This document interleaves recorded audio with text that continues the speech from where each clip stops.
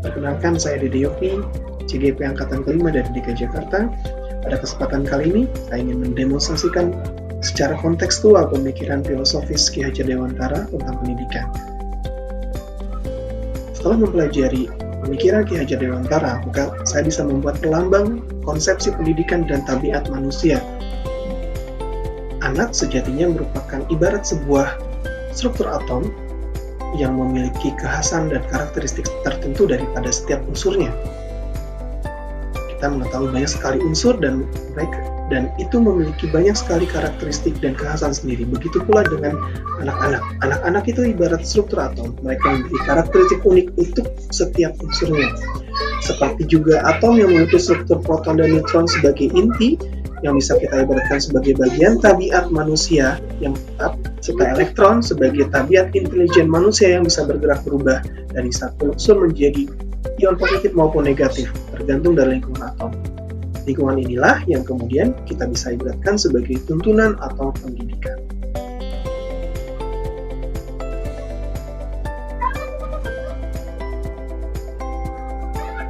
Ki Hajar Dewantara telah menyajikan sebuah konsepsi pendidikan yang luar biasa yang menurut saya masih sangat relevan dengan kondisi bangsa saat ini. Pemikiran Ki Hajar Dewantara lahir dari semangat perjuangan bangsa Indonesia untuk terus merdeka. Beberapa konsepsi pendidikan dari Ki Hajar Dewantara yang luar biasa, diantaranya adalah arti pengajaran dan pendidikan. Ki Hajar Dewantara mengemukakan bahwa pengajaran adalah bagian dari pendidikan yang merupakan pemberian ilmu atau faidah untuk anak-anak baik lahir maupun batin. Sedangkan pendidikan, secara makna, Ki Hajar Dewantara menuturkan bahwa pendidikan adalah menuntun segala kodrat yang ada pada anak-anak agar mereka dapat mencapai keselamatan dan kebahagiaan setinggi-tingginya, baik sebagai individu maupun sebagai anggota masyarakat. Dari sini kita bisa belajar. Memaknai sebuah pendidikan memiliki makna yang luas, tidak hanya sekedar transfer knowledge, tapi juga sebagai value transfer atau transfer nilai-nilai kebaikan, nilai-nilai kehidupan.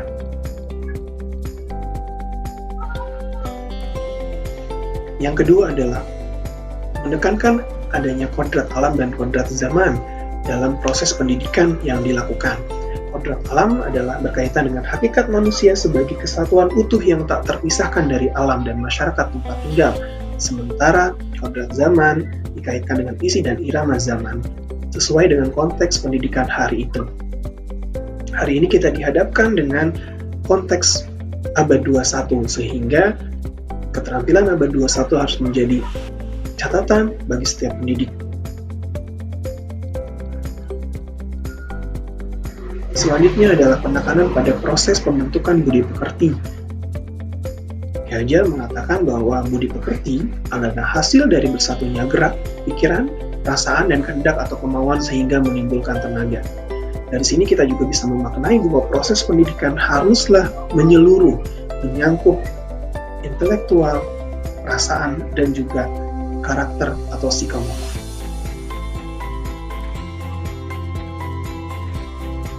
Tonggak lain, prinsip lain yang kemudian Ki Hajar terapkan dalam proses pendidikannya sebagai implementasi dari berorientasi pada siswa adalah sistem AMON, trilogi pendidikan, di mana di depan akan memberikan sebagai teladan, inarsa sintulodo, di tengah membina kehendak dan mengabdikan diri pada cita-cita luhur, ingma dia mangun karsa, dan dari belakang memberikan dorongan mengikuti dengan penuh tanggung jawab serta memberikan kebebasan anak untuk berkembang sesuai dengan pengalaman. Tuturi Handayani.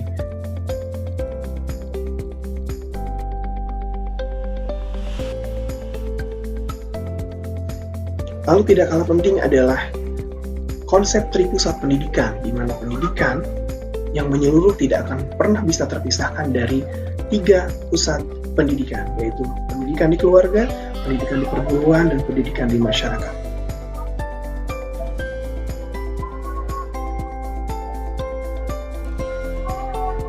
Sebagai seorang pendidik, maka tentunya kita harus berusaha untuk terus meningkatkan kualitas pengajaran dan pembelajaran serta pendidikan kita di sekolah. Lalu, apa yang bisa kita lakukan setelah kita mengetahui prinsip dari pemikiran Ki Hajar Dewantara tentang pendidikan, maka kita bisa melakukan berbagai macam pembiasaan-pembiasaan positif dalam pembelajaran, seperti membuka pelajaran dengan senantiasa berdoa, dengan membaca kitab sucinya masing-masing, lalu dengan melakukan proses pendekatan heterogen atau differential learning, melibatkan anak dalam menentukan tujuan dan kegiatan belajar, pembelajaran berorientasi pada siswa, pembelajaran dengan memanfaatkan teknologi dengan semaksimal mungkin, penggunaan kegiatan kelompok dalam pengajaran, fokus juga pada pengembangan soft skill dan karakter anak.